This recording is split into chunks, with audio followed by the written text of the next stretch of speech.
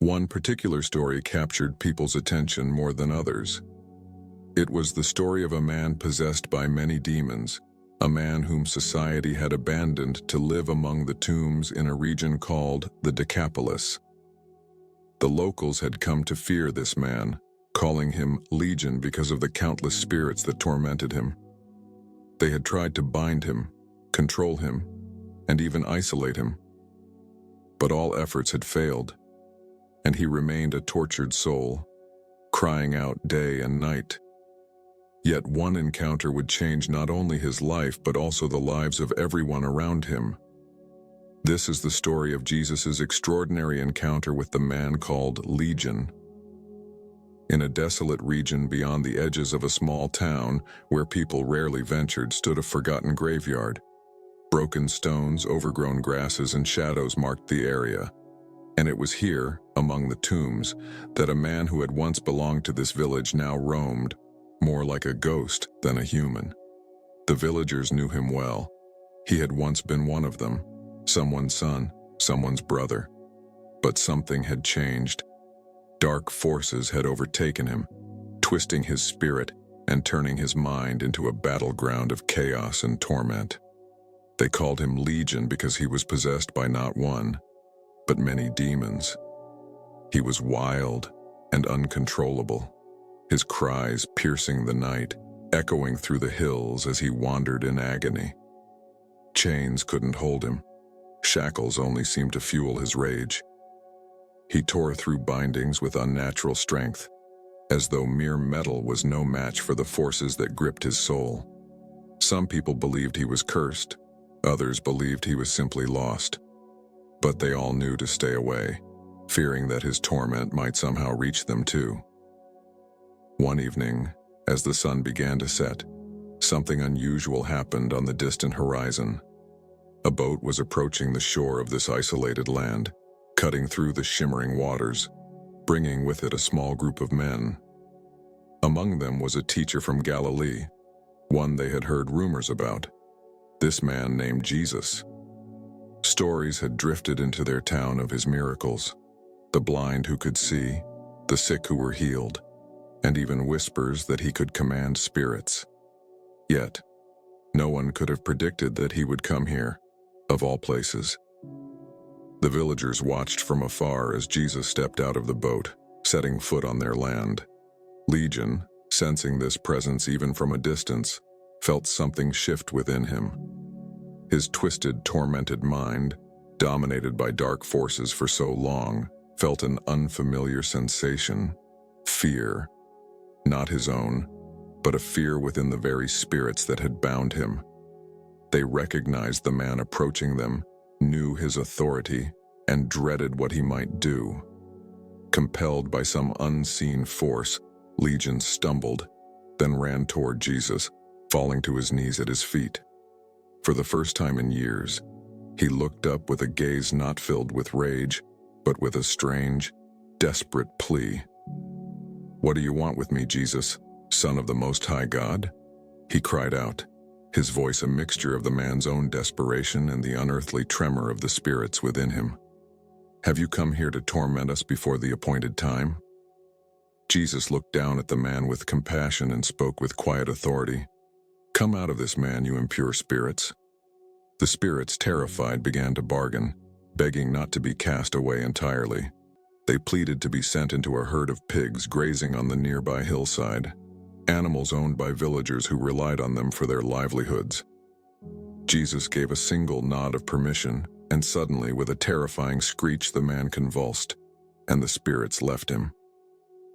The herd of pigs began to stampede, running wildly toward the cliff's edge. They plunged into the lake below, the waves swallowing their bodies as the waters finally stilled. The townspeople had been watching from a distance, drawn by the sight of Jesus but afraid to approach. Now, with horror and astonishment, they witnessed the herd's death and the strange, unsettling silence that followed. Slowly, cautiously, they came closer, expecting to find Legion in his usual state of madness. But instead, they found a man transformed. There he sat at Jesus' feet, dressed in clean clothes, his hair no longer tangled, his eyes clear and full of peace. He was calm, silent except for the soft whispers as he spoke to Jesus, his voice no longer filled with anguish but gratitude.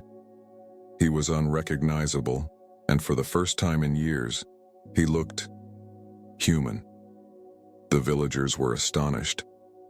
Some felt a sense of awe, but many felt a creeping fear. If this Jesus could command demons with a single word, what else was he capable of? They saw the calmness on Legion's face and knew that they were looking at a power greater than anything they could understand. But they also saw the floating remains of their pigs in the lake, a painful reminder of the cost of Jesus' presence.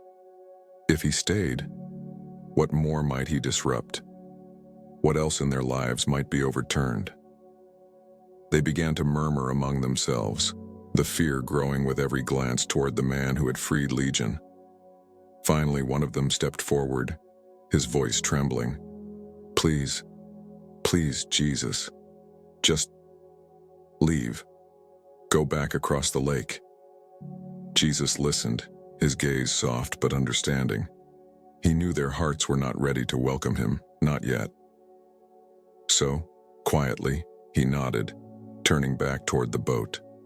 But as he was preparing to leave, the man once called Legion ran up to him pleading, "Lord, let me go with you. I want to follow you. Let me be your disciple." But Jesus, with a gentle smile, shook his head. "No," he said. "Go back to your family, to your home. Tell them what the Lord has done for you. Tell them how he has shown you mercy." It was a mission given to this man who had known only darkness and torment for so long. Jesus was sending him out, not to leave his land but to stay and share his story, to become a witness to what God's love could do. The man nodded, understanding, his heart swelling with gratitude. He watched as Jesus and his disciples boarded the boat and slowly drifted away, the sun setting behind them. As he returned to his village, he did as Jesus had commanded, sharing his story with anyone who would listen. At first, people were hesitant, their memories of his former self too vivid to forget. But slowly, his words reached them. He told them of the mercy and power of a man who had seen him, really seen him, in his darkest state, and who had healed him without asking anything in return. And as he spoke, others began to listen, to feel the stirrings of hope in their own hearts. Sometime later, Jesus returned to the Decapolis. This time he wasn't met with fear, but with crowds who welcomed him with open arms. Many who had heard the story of Legion's transformation brought loved ones to Jesus, hoping for their own chance at healing.